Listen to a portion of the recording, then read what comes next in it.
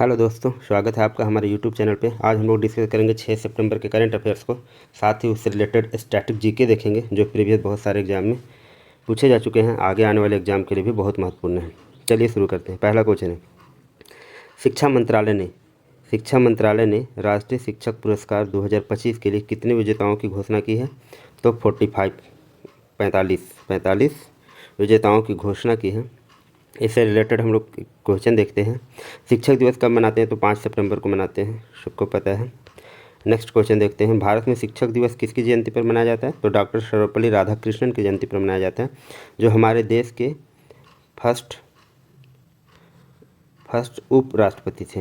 पहले उपराष्ट्रपति थे और सेकेंड राष्ट्रपति थे।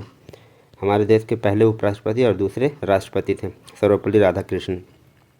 राष्ट्रीय शिक्षक पुरस्कार किस मंत्रालय द्वारा दिया जाता है? तो ये दिया जाता है शिक्षा मंत्रालय द्वारा। शिक्षा मंत्रालय का गठन कब किया गया था? तो ये किया गया था 2020 में। एचआरडी मिनिस्ट्री से नाम बदलकर इसका हो गया शिक्षा मंत्रालय। राष्ट्रीय शिक्षा नीति 2020 का उद्देश्य क्या है? तो भारत में डिजिटल शिक्षा को बढ़ाना, ये भी था। व्यावसायिक शिक्षा को बढ़ावा देना, ये भी था। समग्र एवं बहुभाषी शिक्षा, ये भी था। मतलब सारे ये थे राष्ट्रीय शिक्षा नीति 2020 के उद्देश्य। सेकंड क्वेश्चन देखते हैं, राष्ट्रीय संस्थागत ranking framework, national institutional ranking framework, ये क्या करता है? इंस्टीट्यूट को रैंकिंग देता है। रैंकिंग फ्रेमवर्क 2025 में पहला स्थान किसको मिला है? तो ये मिला है आईआईटी मद्रास को। पहला स्थान मिला है आईआईटी मद्रास को। इससे रिलेटेड क्वेश्चन देखते हैं, एनआईआरएफ की शुरुआत किस वर्ष हुई थी? इसकी शुरुआत हुई थी 2016 में। एनआईआरएफ की शुरुआत हुई थी 2016 में। एनआईआरएफ किस मंत्रालय के द्वारा जारी किया जाता है? तो ये होगा शिक्षा मंत्रालय द्वारा जारी किया जाता है।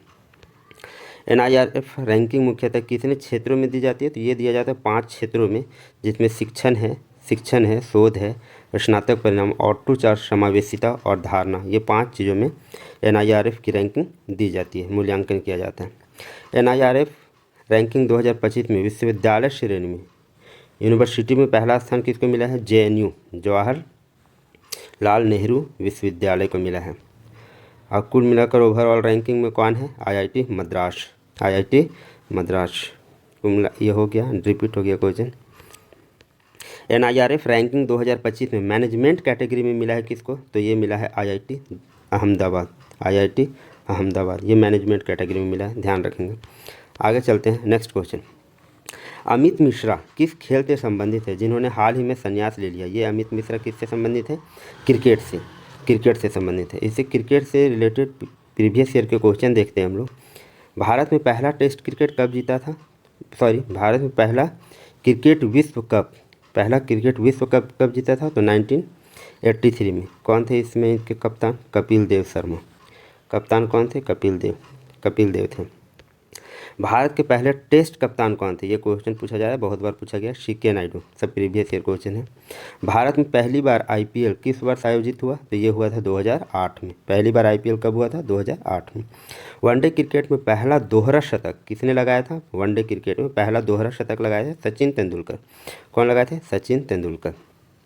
भारत के किस क्रिकेटर को हिटमैन बोला जाता है? तो ये बोला जाता है रोहित शर्मा को। किसको बोला जाता है? रोहित शर्मा को। सफाई कर्मचारियों के लिए अन्नपूर्णा योजना कहाँ शुरू की गई? किसके लिए शुरू की गई? सफाई कर्मचारियों के लिए की गई, बेंगलुरु में की गई। योजना से रिलेटेड हम लोग प्रीवियस ईयर के क्वेश्चन देखते हैं। प्रधानमंत्री जन धन योजना कब शुरू की गई थी? ये की गई थी 2014 में। 2014 में शुरू की गई थी जन धन योजना। अटल पेंशन योजना किस आयु वर्ग के लिए शुरू की गई थी? तो ये शुरू की गई थी 18 से 40 साल के लोगों के लिए, अटल पेंशन योजना। उज्ज्वला योजना क्या मुख्य उद्देश्य क्या था? ये गरीब महिलाओं को मुफ्त गैस कनेक्शन, ये उज्ज्वला योजना के तहत दिया जा रहा था। प्रधानमंत्री फसल बीमा योजना किस वर्ष शुरू की गई? फसल बीमा योजना शुरू की गई 2016 में। प्रधानमंत्री कौशल विकास योजना का उद्देश्य क्या है इसका?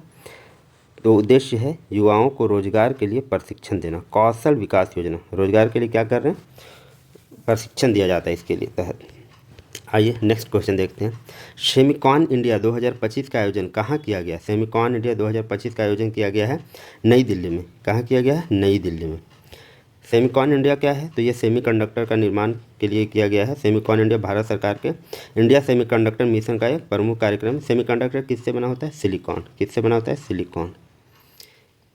इसका मुख्य उद्देश्य क्या है? ये टेक्नोलॉजी में बहुत ज़्यादा यूज होता है। इसका मुख्य उद्देश्य भारत को वैश्विक सेमीकंडक्टर एवं इलेक्ट्रॉनिक निर्माण हब के रूप में स्थापित करना है। अभी इसका आयोजन कहाँ हुआ है? नई दिल्ली में। कहाँ हुआ है? नई दिल्ली में। नई दिल्ली से रिलेटेड कुछ प्रीवियस ईयर क्वेश्चन देखते हैं। नई दिल्ली को राजधानी बनाने का निर्णय ब्रिटिश सम्राट जॉर्ज पंचम ने किस अधिवेशन में घोषणा किया था? तो ये हुआ था 1911 का दिल्ली दरबार। उसमें घोषणा किया गया था कि अब राजधानी कलकत्ता से हटा के दिल्ली लाया जाएगा, जो कि 1912 में राजधानी को दिल्ली लाया गया। नई दिल्ली का संसद भवन किस वर्ष पूरा हुआ? 1927। पुराना संसद भवन। ये कौन सा संसद भवन था? पुराना संसद भवन था। अभी नया संसद भवन का उद्घाटन कब हुआ है? तो 2023 में। 2023 में नया संसद भवन बना। नई दिल्ली में कौन सा स्मारक भारत छोड़ो आंदोलन से संबंधित ऐतिहासिक महत्व रखता है? तो ये क्या था?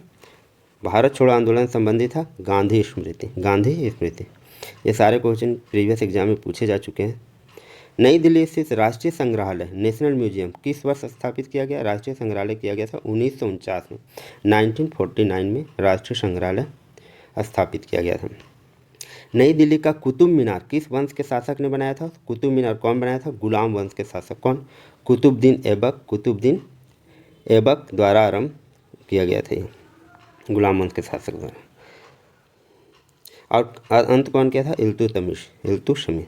नेक्स्ट क्वेश्चन है, संयुक्त अरब अमीरात में भारतीय राजदूत की नियुक्ति किया गया। किसका नियुक्ति किया गया? संयुक्त अरब अमीरात UAE में किसका नियुक्ति किया गया? दीपक मित्तल। किसका किया गया? दीपक मित्तल।